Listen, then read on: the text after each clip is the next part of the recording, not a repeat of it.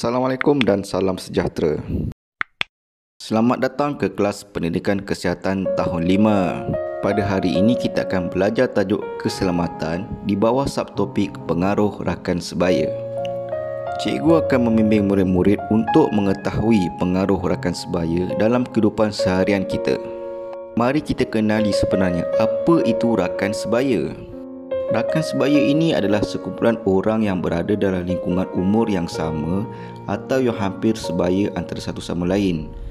Contohnya kalau kamu berada dalam tahun 5 sekarang, jadi rakan sebaya kamu adalah lingkungan umur 11 tahun ataupun rakan yang umur hampir sama 12 tahun ataupun 10 tahun atau lingkungan hampir sebaya antara satu sama lain. Itu kita panggil rakan sebaya. Kalau kamu berumur 11 tahun tapi berkawan dengan orang berumur 20 tahun, itu dikategorikan sebagai bukan rakan sebaya. Seterusnya kita akan lihat apakah itu pengaruh rakan sebaya. Pengaruh rakan sebaya ini banyak mempengaruhi sikap dan akhlak remaja. Contohnya pengaruh rakan sebaya ini ada dua, dari segi positif dan dari segi negatif. Kalau dari segi positif adalah nilai atau tingkah laku yang baik.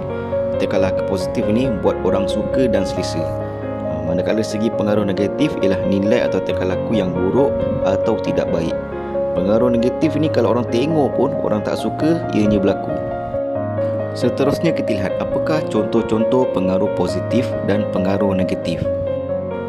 Antara contoh pengaruh positif ni, yang pertama menghormati rakan. Rakan tu bercakap dengan sopan, panggil rakan pun dengan panggilan yang elok.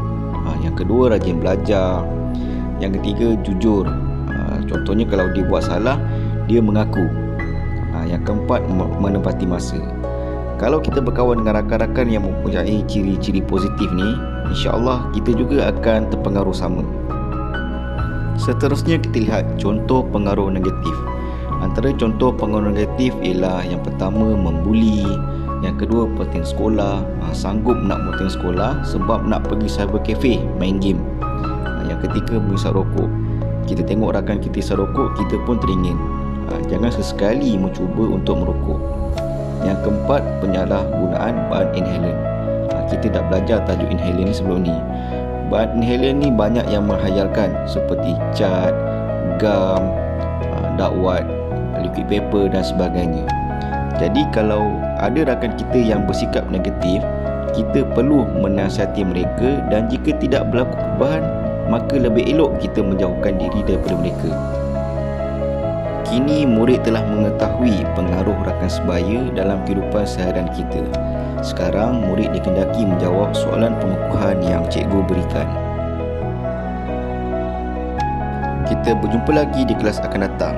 Jaga diri, duduk di rumah, kita jaga kita. Assalamualaikum.